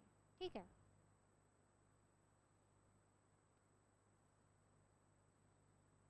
आता बघूयात आपण मुक्तेश्वरांच्या ज्या काही कविता आहेत ते आपण ते बघूयात की कोणत्या कोणत्या आहेत मुक्तेश्वरांच्या कविता. हे महत्त्वाचं आहे आपल्याला. हेडलाईन द्या मुक्तेश्वरांच्या कविता.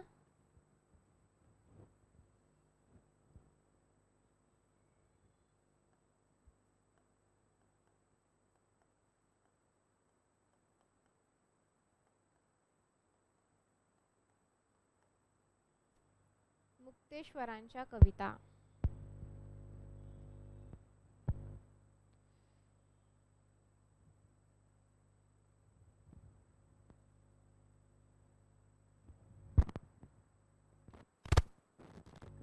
ठीक आहे, लिहून घ्या.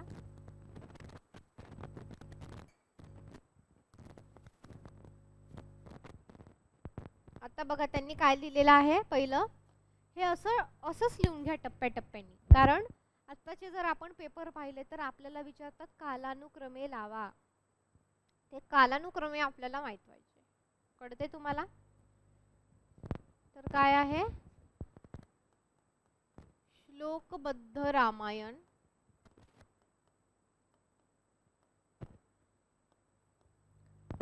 श्लोकबद्ध रामायण,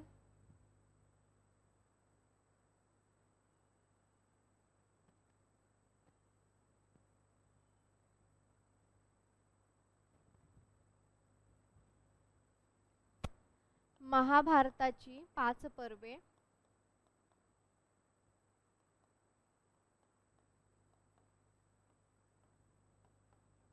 महाभारताची 5 पर्वे,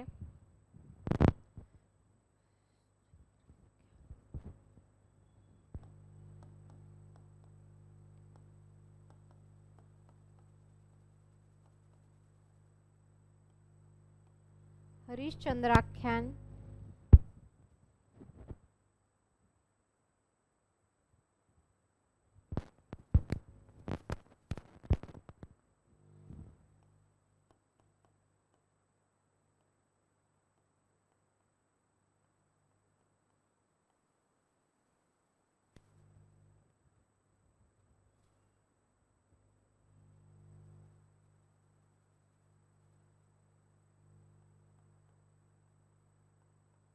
काय शतमुख रावण ध्याख्यान. ठीक आहे.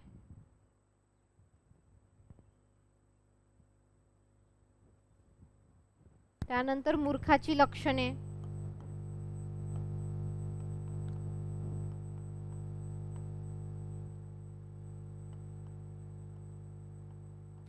मूर्खाची लक्षणे. 6वं काय आहे? भगवद्गीता पण त्यांनी लिहिलेली आहे.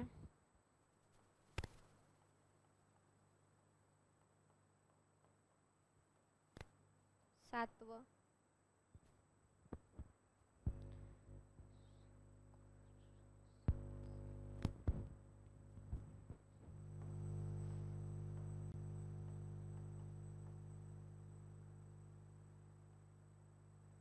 सुंकर सभा संवाद,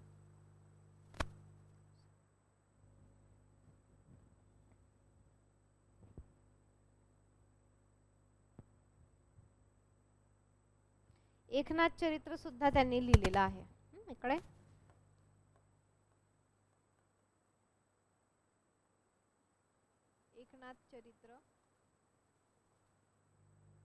एकनाथ चरित्र, दत्तभक्ती, दत्तभक्तीपर दत्तभक्तीपर त्यांनी पदे व आरत्या लिहिल्या आहेत. पदे व आरत्या लिहून घ्या, व्यवस्थित लिहा. काही समजलं नाही तर मला विचारा. ठीक आहे, चला लिहा. तर इथं महाभारत आहे ना, किंवा काय महाभारत, त्याला मुक्तेश्वरी महाभारत किंवा मुक्तेश्वरी भगवद्गीता असंही म्हटलं जातं. तर कन्फ्यूज व्हायचं नाहीये त्याच्यामध्ये आपल्याला. ठीक आहे,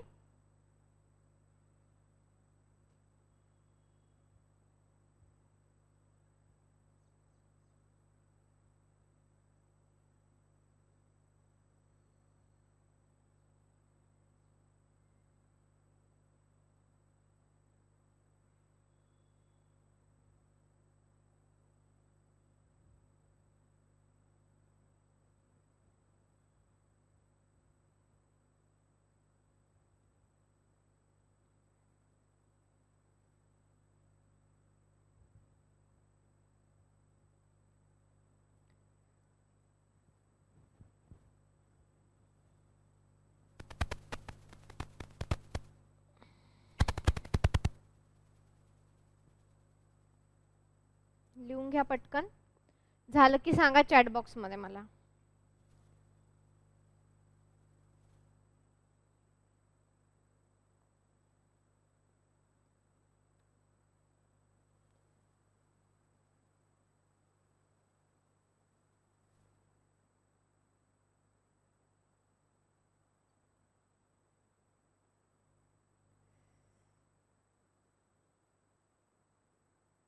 ठीक आहे, झालं का? बघा काय त्यांनी लिहिलं आहे. श्लोकबद्ध रामायण. बघा आता समजा असं कधी आलं की मुक्तेश्वरी रामायण किंवा मुक्तेश्वरी महाभारत, मुक्तेश्वरी भगवद्गीता, तर त्याचा अर्थ हाच आहे की त्यांनी लिहिलेलं आहे बाबा. ठीक आहे, तर काय काय लिहिलं आहे आपल्याला असं कालानुक्रमे माहीत पाहिजे. काय लिहिलं आहे? श्लोकबद्ध रामायण, म्हणजे श्लोकांनी बद्ध असलेलं रामायण. त्यानंतर काय? महाभारताची 5 पर्वे. तर महाभारताची 5 पर्वे जेव्हा आपण बघतो त्याच्यामध्ये काय येणार आहे की सभा, वन, विराट, सोप्तिक आणि आदी जे काही आहे ते आपण तेव्हा बघूयात. ठीक आहे, त्याच्यानंतर हरिश्चंद्राख्यान लिहिलेलं आहे. हे याच्यावर बऱ्याचदा आपल्याला विचारलं जातं. शतमुख रावण धाख्यान. त्यानंतर मूर्खाची लक्षणे, मूर्खाची लक्षणे लिहिलेलं आहे. भगवद्गीता मुक्तेश्वरांची. शुक सरंगभा संवाद. एकनाथांचे चरित्र लिहिलेलं आहे, कारण एकनाथ कोण होते? त्यांचे आजोबा होते आणि मुक्तेश्वर त्यांचा नातू होता. दत्तभक्तीपर पदे आणि आरत्या त्यांनी लिहिलेल्या आहेत. ठीक आहे, दत्तभक्तीपर गीते आणि आरत्या जे काही आहेत त्यांनी लिहिलेल्या आहेत. ओके, समजलं इथं? तर आपण थोडंसं याला डिटेलमध्ये बघूयात. ठीक आहे, तर आता हे सगळं लिहिलेलं आहे, आपल्याला एक थोडंसं क्रमबद्ध पद्धतीने माहीत पाहिजे. ठीक आहे, म्हणजे काही आता समजा असं लक्षात जरी ठेवलं की बाबा रामायण आधी लिहिलं, नंतर महाभारत लिहिलं, असं थोडंफार असं थोडं लॉजिक लावून जरी लक्षात ठेवलं तरी त्याची लिंक जी काही आहे ती लिंक तुम्हाला इथे लागू शकते. ठीक आहे, चला आता बघा. आता एक सेकंड. आता श्लोकबद्ध जे काही रामायण आहे तर त्याच्यामध्ये काय काय दिलेलं आहे आपण ते बघणार आहोत. आता बघा, ऐन उमेदीच्या काळात मुक्तेश्वरांनी श्लोकबद्ध रामायण लिहिलेले आहे. म्हणजे तरुण असताना आपण असं म्हणू शकतो की तरुण असताना काय बुद्धी, शक्ती सगळ्यांचा मेळ जो काही आहे तो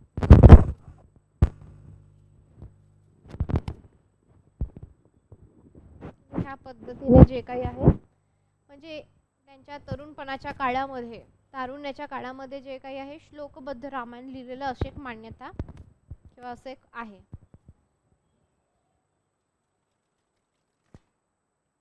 ठीक आहे, जे आपण हे पाहतो ते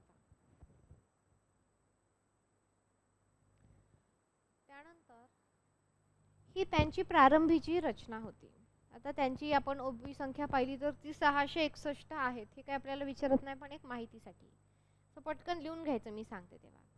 तर आता कथा निवेदन जे काही आहे म्हणजे कथेप्रमाणे जे काही सांगितलेलं आहे ते श्लोकांनी बद्ध असलेलं, म्हणजे आपल्याला माहिती आहे बरेच पुस्तक आपण पाहिलेले आहेत की श्लोक असतात, वरी ओळी असतात आणि खाली जे काही आहे ते स्पष्टीकरण असतं. ठीक आहे. तर आता उमेदीच्या काळातील ही जी काही रचना असल्यामुळे भाषेत काही म्हणजे संस्कृत प्रभावित जे काही भाषा आहेत, काही शब्द जे तसे आहेत ते आलेले आहेत. आता रचनेत काही सफाईदारपणा नाही, कारण सुरुवातच त्याने केलेली असल्यामुळं मराठीतील अनेक वृत्तात्मक आणि जे काही प्रदीर्घ श्लोकबद्ध रचनेला ह्या काव्यापासून प्रारंभ झाला. आता ओविबंध रचने जे काही ओविबंध रचना आहे तर ते मुक्तेश्वर जितके रमतात तितके श्लोकबद्ध रचनेत रमत नाही. म्हणजे त्याला ओव्यातून जे काही आहे ते लिहिणं जे काही आहे ते जास्त आवडतं. आता रामायणाच्या युद्धचं जे काही आहे तर हे वीररसपूर्ण वर्णन मुक्तेश्वराचा मनाचा कल लौकिक जीवनाकडे कसा होता हे जे काही आहे ते स्पष्ट करते. ठीक आहे. तर अशा प्रकारे जे काही आहे रामदासांच्या सुंदर व युद्धकांडातील काही श्लोक यांचे बरेच साम्य आढळते आपण जर पाहिलं तर. ठीक आहे. तर त्याच्यामध्ये मग आता श्लोकबद्ध रामायणामध्ये त्यांनी कालिदास आणि भर्तृहरी आणि जयदेव इत्यादी जे काही कवी आहेत तर त्यांच्या रचनेचा सुद्धा त्यामध्ये ठसा उमटवलेला आहे. आता आपल्याला बघायचंय महाभारताविषयी थोडंसं.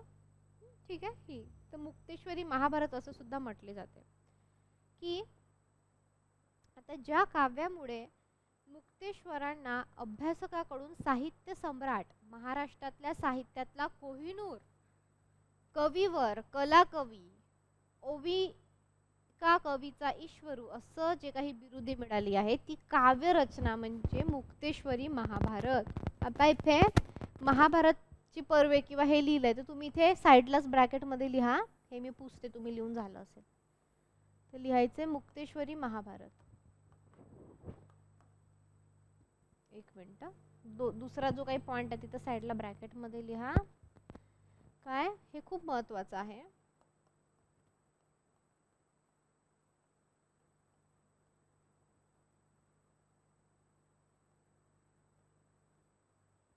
मुक्तेश्वरी महाभारत. मुक्तेश्वरी महाभारत म्हणजे हे त्यांनी इतकं सुंदर लिहिलं की जे काही मराठीचे अभ्यासक आहेत त्यांना साहित्य सम्राट म्हणू लागले, कलाकवी म्हणू लागले, महाराष्ट्रातील साहित्याचं कोहिनूर म्हणू लागले. तर ही बिरुदे जे काही आहे तर ह्या साहित्यकृतीमुळे जी काही आहे ती त्यांना मिळालेली आहे. तर ही साहित्यकृती जी काही आहे ती अत्यंत महत्त्वाची आहे. आता महाभारतात मुक्तेश्वरांच्या स्वतंत्र प्रतिभेचा म्हणजे त्यांचं जे काही टॅलेंट आहे त्याचा विलास जो काही आहे आढळतो. आता खरे म्हणजे मुक्तेश्वरांनी ही जी काही वृत्ती आहे तर रामायणापेक्षा महाभारतातलाच अधिक अनुकूल आहे असं जे काही आहे आपल्याला दिसून येतं. तर आता हे का बरं इतकं याला महत्त्व दिलं गेलं जे काही आहे ते आपण याच्यामध्ये पाहणार आहोत. तर आता त्यांची जी काही वाणी येथे सहज आहे आणि ओघळती बनलेली आहे. तर महाभारतातील अनेक उत्कट आणि समर प्रसंग हे मुक्तेश्वरी प्रतिभेला एक आव्हान होते. हा स्वातंत्र्य वृत्तीचा कवी अनेक ठिकाणी मूळ महाभारतातील व्यक्ती, कथा, प्रसंगांना जे काही आहे आपल्या व्यक्तिमत्वाचे व कल्पनेचे जे काही आहे रंग देतो. तर काही ठिकाणी काय दिसतं आपल्याला की स्वतंत्र निर्मिती आपल्याला दिसते. आता मुक्तेश्वरांच्या रसिकत्वाला जे पांडित्याला जबर व्यासंगाची जोड आहे ती जी काही आहे ती आपल्याला यांच्या कवित्वातून दिसते जेव्हा आपण हे वाचतो तेव्हा.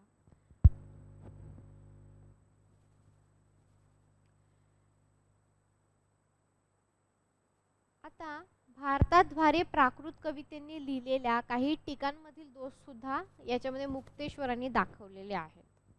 तर त्यावरून त्यांनी टीका वाचल्या असाव्यात म्हणजे त्यांचं वाचन प्रगाढ होतं आणि टीका वाचलेल्या असावा. त्याचबरोबर काही संस्कृत काव्य असतील, नाटके असतील, जसं की उदाहरण झालं तर हनुमान नाटक आहे, कुमार संभव आहे, भामिनी विलास नावाची जी काही नाटकं आहेत संस्कृतमधली ती त्यांनी वाचली असावी. त्यावरून टीका पण वाचल्या आहेत. म्हणून मुक्तेश्वरांनी महाभारतातील आदी, सभा, वन, विराट, मौखिक ही 5 पर्व जे काही आहेत आपल्याला उपलब्ध आहेत महाभारतातील. हे याच्या खाली लिहून घ्यायची आहे मुक्तेश्वरी महाभारत. ठीक आहे, ब्रॅकेट मध्ये लिहिलं. आता ते 5 पर्वांमध्ये आहेत, उपलब्ध आहे आजही. जर तुम्ही घेऊन वाचतो म्हटलं, वाचायची सध्या गरज नाही परीक्षेसाठी, पण तुम्ही नंतर वाचू शकता. तर किती 5 पर्वांमध्ये ती आहे. ते 5 पर्व कोणते तुम्हाला माहिती आहे का? कधी वाचलेली आहेत का? आदी, सभा, वर्ण, विराट. आदी, सभा, वन, विराट किती झाले? 4. आणि एक आहे सौप्तिक. तर ह्या 5 याच्यामध्ये जे काही आहे हे महाभारत आपल्याला, मुक्तेश्वरी महाभारत जे काही आहे ते दिसते इथे आपल्याला. ठीक आहे, लिहून घ्या व्यवस्थित, स्टेप बाय स्टेप लिहून घ्या.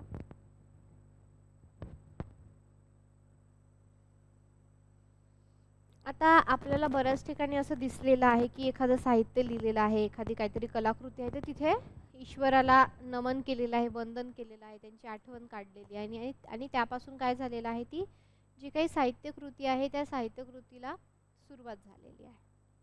ठीक आहे, तर आता त्या साहित्यकृतीला जी काही सुरुवात झालेली आहे, तर आता याच्यामध्ये सुद्धा मुक्तेश्वरांनी हे लिहिताना काय केलेलं आहे, वंदन कोणाकोणाला केलेलं आहे, तर शारदा देवी, त्याच्यानंतर गुरु व्यास आणि ज्ञानेश्वर, एकनाथ कोण, त्यांचे आजोबा. तर यांना वंदन करून जे काही आहे त्यांनी ते लिहिलेलं आपल्याला दिसतं. ठीक आहे, आता मुक्तेश्वरांचं जे काही महाभारतातील ययाती आख्यान असेल, दुष्यंत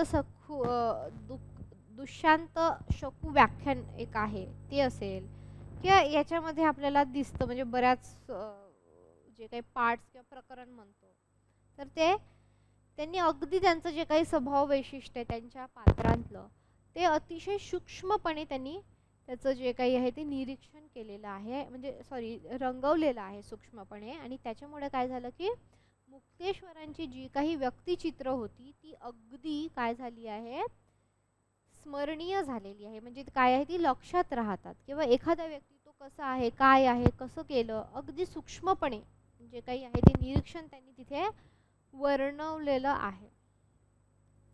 ठीक आहे,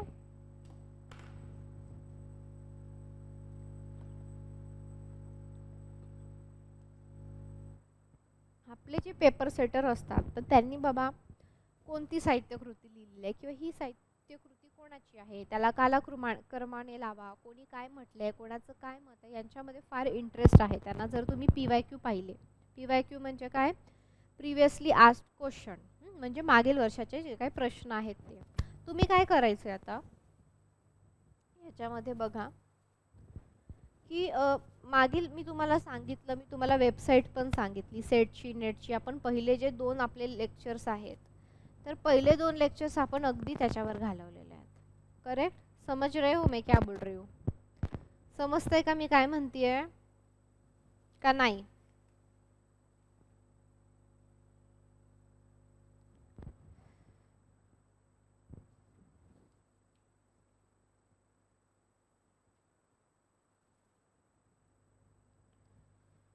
तर मी तुम्हाला सांगितलं आहे की त्याची जी वेबसाईट आहे SPPO unipune.in वगैरे काय जे काही असेल ते सेट, तर त्या याच्यावर तुम्ही जायचं.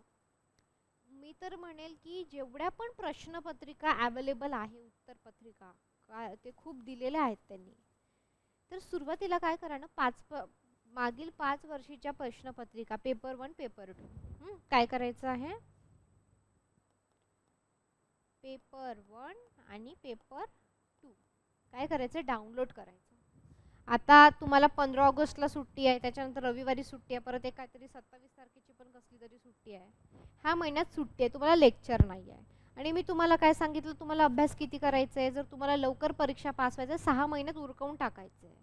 फार त्याला वर्ष 2 वर्ष असं नाही, 6 महिने पण खूप आहे. तुम्ही आणि ठीक आहे मॅडम आम्ही MA नाही केला, आम्ही रेग्युलर नव्हतो, अरे बाबा ठीक है, तुम अगर दिन का 5-6 घंटे देना म्हणजे तुम्ही जर देणार असेल, आप अगर दिन का 5 से लेके 6 घंटे अगर पढ़ाई को देने वाले हो, इस एग्जाम को देने वाले हो, तो you will definitely clear this exam, right.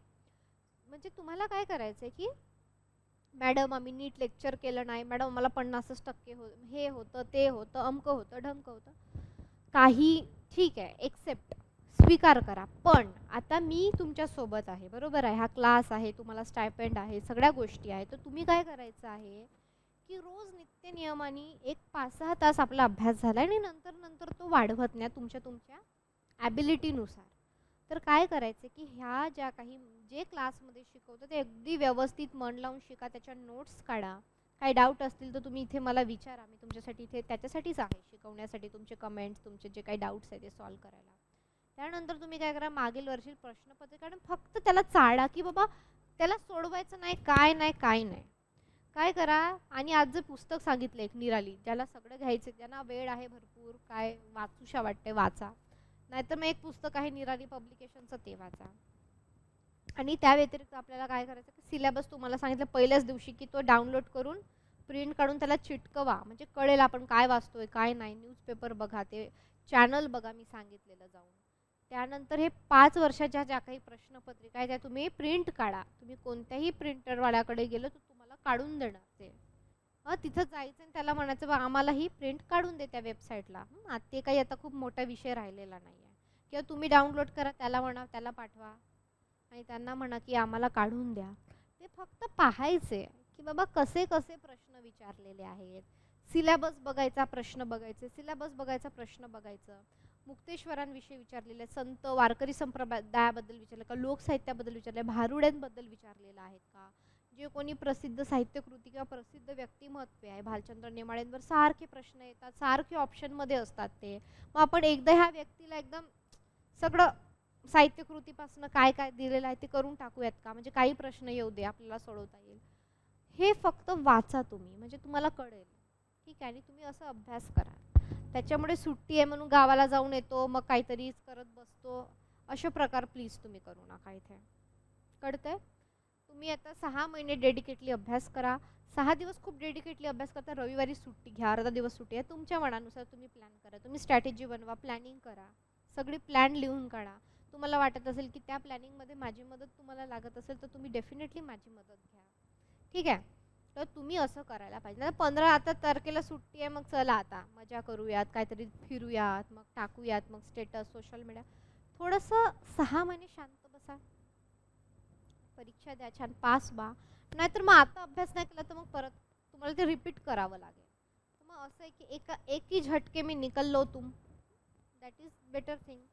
एका झटक्यामध्ये काय करायचं, तुम्हाला निघून जायचं. त्याच्यामुळे तुम्ही काय करायचं की तुमचं होमवर्क जे काही आहे आजचं, हे जे शिकवलं त्याची उजळणी करणे, प्लस काय करायचं, तुम्ही मागील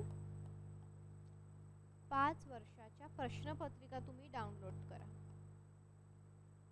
आणि प्रश्नपत्रिका हार्ड कॉपीच करा, जाऊन प्रॉपरली डाउनलोड करा. काय तुम्हाला एक 100-200 वगैरे काहीतरी खर्च येईल, काही फार खर्च येणार नाही.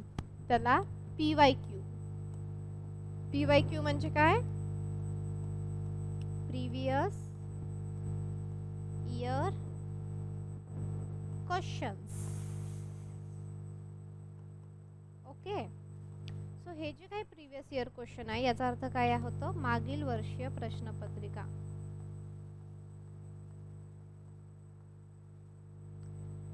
म्हणजेच तुम्हाला कळेल का पेपर कशा पद्धतीने विचारते का, आणि असं फक्त वाचा सुरुवातीला. आणि मग नंतर तुम्ही हळूहळू जसं अभ्यास पुढे जाईल तसं सोडवा. पहिलेच घेऊन सोडवायला बसू नका, मग तुम्हाला त्याच्यातले उत्तर येणार नाही तर तुम्ही डिप्रेस होऊ शकाल, किंवा आपल्याला तर येत नाही, आपल्याला फक्त 2, 3, 4, 5 आले, असं नको व्हायला. आधी फक्त बघा त्याचा पॅटर्न कसं आहे, ते काय आहे, कसं आहे. नंतर मग हळूहळू तुम्ही अभ्यास आपला समोर जाईल तसं सोडवायला लागा. किंवा त्याच्यात त्या प्रश्न आपण इथे पण घेणार आहोत, आपलं क्वेश्चन पेपर ॲनालिसिस जे काही आहे ते आपण इथे घेणार आहोत, ठीक आहे. तर हे आजचं होमवर्क आहे, तुम्ही हे करा, उजळणी करा, ठीक आहे. ओके, चालेल. आपण काय करू, थांबूया तिथेच आणि आपलं जे काही सेशन आहे ते उद्या कंटिन्यू करा. 15 तारखेला आपल्या क्लासला जे काही आहे ती सुट्टी राहील, स्वातंत्र्य दिन ऑगस्ट 1947 रोजी जे काही आहे आपल्या भारताला, आपल्या सगळ्यांना माहिती आहे, स्वातंत्र्य मिळालेलं आहे आणि त्या निमित्ताने आपल्या क्लासला सुट्टी राहील. त्याच्यामुळे तो जो दिवस आहे तुम्ही चांगला युटिलाइज करा. ओके. बघा ऑनलाईन असल्यामुळं काय होतं की तुमचा खूप प्रचंड वेळ वाचतो. नाहीतर आधी काय व्हायचे, ऑफलाईन सेशन व्हायचे, मुलं जरी कुठे राहत असेल ते आपल्या गावावरून मग पुण्यात यायचे, रूम घ्यायचे, खर्च व्हायचा, भरपूर राहायचे, सगळा स्टायपेंड त्याच्यामध्ये जायचा, हाती काही उरायचं नाही फारसं. किंवा पुण्यात राहणारे लोकसुद्धा दुरून दुरून यायचे, पाऊण पाऊण तास, एक एक तास प्रवास करून यायचे, येणे जाणे, बस मिळते नाही मिळत, त्याच्यामध्ये पाऊस आहे, ऊन आहे, थंडी आहे. तर हे बघा, हे ऑनलाईन माध्यमातून हे किती सुकर झालेलं आहे. तुमचा वेळ वाचतो, तुमचे श्रम वाचतात, एनर्जी वाचते, तुमची डोक्याची शांतता राहते. तर आपण याच्याबद्दल एक ग्रेटफुल असलं पाहिजे, आपल्याला याच्याबद्दल कृतज्ञ असलं पाहिजे की आपला इतका वेळ वाचतोय. त्याच्यामुळे तुम्ही छान अभ्यास करा, तुम्हाला खूप चांगली संधी आहे.